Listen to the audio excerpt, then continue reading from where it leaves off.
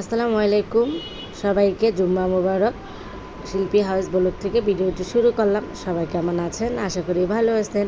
তো আজকে এই তো বাজার করলাম, আজকে কাঁকড়া নিয়ে আসলাম।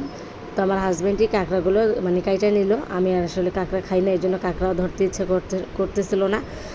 তারপর হচ্ছে এখানে কাঁকড়া কাটা শেষ করে এখন আবার ধুয়ে টুয়ে পরিষ্কার করে নিতেছে, কাঁকড়াগুলো ভুনা করে নিবে। তো আমার বাচ্চারা খুবই পছন্দ করে কাঁকড়া, এই জন্য আর কি কাঁকড়া নেওয়া হয়েছে। আর এখানে আমি আবার আমাদের জন্য দেশি মুরগি রান্না করে নিতে আসছি। আমি তো কাঁকড়া খাই না, তো আমার জন্য রান্না করে নিতে আসছি। আর মুরগিটা আমি একা খাবো না, সবাইকে নিয়েই খাবো বাসায়। তো সুন্দর করে এরকম ভুনা করে নিব, কয়েক পিস আলুও দিলাম। অনেক দিন পর আর কি একটা ভিডিও নিয়ে আসছি। আশা করি আমার ভিডিওটি আপনাদের কাছে ভালো লাগলে প্লিজ লাইক সাবস্ক্রাইব করে দিবেন। সবাই আমার ভিডিও দেখেন, হয়তো বা মনে থাকে না লাইক দিতে, তো প্লিজ মনে করে লাইকটি দিয়ে যাবেন। আর যারা এখনও সাবস্ক্রাইব করেননি, ভিডিওটি ভালো লাগলে সাবস্ক্রাইবটি করে যাবেন। তো আমি দুনো চুলায় রান্নাবান্না আর কি বসাই দিছি। আমি মাংসটা রান্না করতেছি, আমার হাজব্যান্ড আবার কাঁকড়াটা রান্না করে নিতেছে আর কি। কাঁকড়াটা একটু হালকা করে ভেজে নিতেছে, তারপরে পেঁয়াজ টমেটো দিয়ে ভুনা করে নিবে। তারপরে হচ্ছে এখানে এই যে টমেটো পেঁয়াজ দিয়ে ভুনা করে নিছে। কাঁকড়া রান্না আর কি হয়ে গেছে, একটু এইভাবেই রাখবে, মাখা মাখা করে ভুনাই রাখবে। তো দেখেন কালারটা সুন্দর আসছে, আর ভুনাটা দেখতেও অনেক সুন্দর লাগতেছে। তো এটা আবার ছিল তারপরের দিনের ভিডিও। আমি রান্নাঘরটা পুরাটা পরিষ্কার করে নিতেছিলাম। আর যে গরম পড়ছে, এই গরমে রান্নাঘর আরও বেশি আর কি তেলকাজটা পড়ে আসছে। এখন এই জন্য আজকে আমি রান্নাঘরটা পুরাটাই একদম মোছামুছি শুরু করে দিলাম, একটু গরম পানি দিয়ে আর ভিম দিয়ে ভালোভাবে পরিষ্কার করে নিতেছি। গরম পানি দিলে হয় কি, ওই যে তেলকাজটা যে পড়ে আসছে এগুলো আর কি উঠে যায়। আমি এই যে স্টিলের এই সোবাটা দিয়ে আমি সুন্দর করে ডলে টলে টাইলসগুলো পরিষ্কার করে নিলাম। তো এখন আবার চুলাটা পরিষ্কার করে নিব। এই যে চুলাটা দেখেন কী অবস্থা, ভাতের মারটার পরে পুরো চুলা আর কি ময়লা হয়ে আসছে। এখন চুলাটা একটু পরিষ্কার করতেছি। তো প্রতিদিন এইভাবে আর কি পরিষ্কার হয় না, এমনি রান্নাবান্না শেষ হয়ে গেলে উপর দিয়ে আর কি চুলাটা আমি মুছে নেই। তবে চুলা বাটি বুটি খুলে টুলে এভাবে পরিষ্কার করি না, এটা মাঝে মধ্যে করা হয় পরিষ্কার। তো এই তো চুলাটা আমার পরিষ্কার করা হয়ে গেছে, ধুয়ে টুয়ে মুছে পরিষ্কার করে নিলাম। এখন এই যে বাটিগুলো আর কি লাগাই দিতে আসছি সুন্দর করে। পানিগুলো একটু ঝরানোর পর তারপর এখন আর কি লাগাচ্ছিলাম, পানি থাকলে আবার চুলা ধরতে চায় না।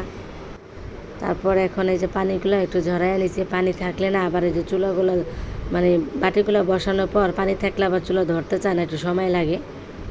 এই আর কি এইসব চুলার এরকম আর কি সিস্টেম। একটু পানি পড়লেই সাথে সাথে ধরবে না, কিছুক্ষণ পর আর কি চুলাটা ধরে।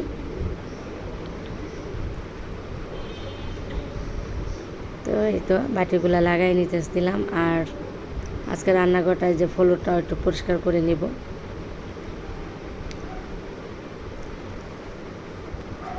এই যে টাইলসগুলো মাজলাম, তারপর হচ্ছে যে বেসিনটা মাজাটা যে হয়ে গেছে। আর পুরা রান্নাঘরটা পরিষ্কার করে নিয়েছি, আর আমি দেখাতে পারি নাই। তো পুরো রান্নাঘরটা আমার পরিষ্কার করা শেষ। এখন আমি আবার কাপড় ভিজাবো। তো এখন ওভেনের কাপড়টা এই যে ময়লা হয়ে গেছে, সাদা কাপড় তো এটা কদিন পর পরই ধুইতে হয়। তো এখন এটা আর ধুয়ে নিব, আর ওভেনটা একটু মোছান দিই। ঘরে সব কিছুই আর কি সরাইতে পারলেও মনে করেন ঘরের যে ধুলাবালি যে আসে এগুলো সরানো যায় না, অনেক মোছামুছি করি। তারপরে যে কোথা থেকে যে এত ধুলাবালি আসে বুঝি না। তো এখন এই যে কাপড়গুলো সব ভিজায় রাখা, তারপর ঘরটা আর কি মুছবো। আগে কাপড়গুলো ভিজায় রাখি, 2 দিন পর পরই কাপড় ধোয়া লাগে। এইভাবেই আমি ধুই, আমি ছাড়া আর কে আছে, কে ধুবে। মেয়ের কাপড়ও এই যে গোসল করে রাখা দেয়, এগুলো আমার জন্য আমার করতে হয়। কিন্তু মেয়ে বড় হলে তখন আর বুঝবে না যে মাঝে কত কষ্ট করে, সব ভুলা যাবে। তারপর হচ্ছে এখানে কাপড়গুলো ভিজানো হয়ে গেছে, তারপর আবার ড্রয়িং রুমে চলে আসলাম। এই যে টিভির ট্রলিটা মুছি নেই, ভুলে গেছিলাম, পরে আবার মোছার জন্য আসলাম। ট্রলিটা ধুলাবালি পড়ছে, ট্রলিটা সুন্দর করে মুছে নিতেছি। তারপর আর কি ঘরটা মুছবো।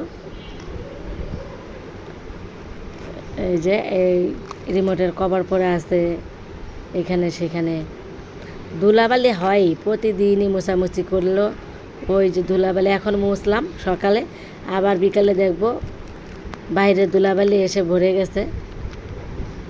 এই আর কি অবস্থা, মোছার উপরেই থাকা লাগে সারাদিন মনে হয়। তো এখন ঘরটা মুছে নিতেছি। আমাদের তো বিড়াল এখন আর নাই, অত বেশি মানে ঘর নোংরা হয় না। আগে তো বিড়াল থাকতো, বিড়ালে ওই যে লোম টোম পরে থাকতো, তারপরে বিড়াল থাকলেও আমি পরিষ্কার করেই চলছি, দেখছেন তো সব কিছু একদম ধুয়ে টুয়ে পরিষ্কার করে রাখতাম। বিড়াল নাই দেখে আর কি খুশি হই নাই, বিড়াল নাই তো এই জন্য আরও বেশি খারাপ লাগতেছে। পুরো ঘরটা একদম নীরব হয়ে গেছে, মানে নিরিবিলি হয়ে গেছে। 5টা বিড়াল ছিল, কি সুন্দর। এখন বিড়াল নেই, তবে আবারও কেনার ইচ্ছা আছে। কিনলেও মনে করেন বেশি কিনবো না, একটা বিড়াল কিনবো, শখ করে পালবো, এই আর কি। আর এই যে কাপড়গুলো ধুয়ে বারান্দায় মেলে দিছি। আর আজকে আকাশের অবস্থাও বেশি একটা ভালো না, বৃষ্টি আসবে। দেখছেন আকাশটা কী অবস্থা হয়ে আসছে, মনে হয় বৃষ্টি আসবে। আজকে আবার একটু বাতাস বাহিরে, তারপর আবার হচ্ছে ঠান্ডা ঠান্ডা। আমি আজকেও কয়েকটা কাপড় ধুয়ে দিলাম। আর ওই যে মানুষের ছাদের উপরে দেখেন আম গাছ লাগাইছে, আম মাশাল্লাহ আম ধরছে ভালোই। আমি একটু জুম করে দেখাই আপনাদেরকে। আমগুলা কিন্তু ভালোই ধরছে, ছোট গাছে আম ধরছে অনেক। তাই যাই হোক, আম তো দেখালাম মানুষের গাছের আম। এখন আমি আবার দেখাই আমার জামা কাপড়গুলো। এই যে এখানে আমার 2টা 3 পিস কিনে নিয়ে আসলাম। ঈদের মার্কেট তো করলাম, তারপর আবার ঈদের পরও 2টা 3 পিস কিনে নিয়ে আসছি, আরও 2টা আবার আনবো বাসায় পরার জন্য। বাসায় পরা 3 পিসগুলো কেমন জানি হয়ে গেছে, অনেক দিন হয়েছে তো, এই জন্য নতুন করে আবার 3 পিস কিনে নিয়ে আসলাম। 3 পিসগুলো আপনাদের সাথে একটু শেয়ার করতেছি, কেমন হয়েছে একটু জানায়েন তো কমেন্ট করে। এই যে, আর এই কাপড়গুলো পরে অনেক আরাম, বুঝছেন, আমার হাজব্যান্ড পছন্দ করে দিছে। তো এখন এই যে 3 পিসগুলো আর কি দেখাচ্ছিলাম। এইটা হচ্ছে আর কি, এই কালারটা সুন্দর, আর ওড়নাটা আরও সুন্দর। আমি একা হাতে মানে ভিডিও করতেছে দেখাচ্ছি, তো ভালোভাবে দেখাতে পারতেছিলাম না। তন্নিকে বলছিলাম একটু দেখাও, তারপর তন্নি আসতে পরে তন্নিকে আর কি দিলাম যে একটু তুমি দেখাও। ও কীভাবে মানে 3 পিসগুলো দেখাও নিজে বুঝতেছে না, এখন আবার ওর কাছে দিয়ে দিলাম। এই 3 পিসটা সুন্দর, বেগুনি কালারটা দেখছেন, কাজ করা, পুরাটাই কাজ করা। এটা আর খুলে দেখালাম না, এটা এমনই ডিজাইনগুলো এখন যেরকম ওরকমই, ব্যাক পার্ট ফরন পার্ট। তবে দুটোটাই 3 পিসই কিন্তু আমার কাছে ভালো লাগলো। এখন আপনাদের কাছে কেমন হয়েছে একটু জানাইয়েন তো। যাই হোক, পড়তে পারলেই হয়েছে, তাই না, বাসায় পড়বো। আর এই যে রাত্রেবেলা তন্নিকে পড়াতে বসলাম, আর আমি ড্রয়ারগুলো গুছাইয়ে নিতে আসছিলাম। আমাদের ওয়ারড্রপের ওই যে উপরের ড্রয়ারটা, চাদরগুলো যে রাখি, এগুলো না অনেক দিন ধরে এলোমেলো করে আসছে, তা সবগুলো নামানো হয়েছে। এখন আবার নতুন করে সুন্দর করে গুছাইয়া রাখবো, এই জন্য আর কি নামাইছি। এখন এই যে চাদরগুলো, তারপর হচ্ছে ডাইনিং টেবিলের কাপড়গুলো, তারপর হচ্ছে জায়নামাজ, এগুলো সব ভাঁজ করে আমি রাখবো। তারপর তন্নিকে বললাম একটু পড়ো, ওই বইয়ের উপরে কী জানি লিখতেছিল, আর এই যে পড়তেছে। আমি কাজ করতেছি আর ওকে একটু পড়াচ্ছিলাম, দেখছেন।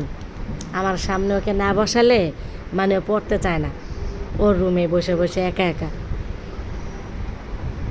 যাই হোক, আমার যে ওয়ারড্রপটা কিন্তু গুছানো হয়ে গেছে, ড্রয়ারটা দেখেন কত সুন্দর করে গুছাইছি। গুছানোটা থাকবে না, আবারও একটা চাদর বের করব, তারপর আবার এরকম এলোমেলো হয়ে যায়।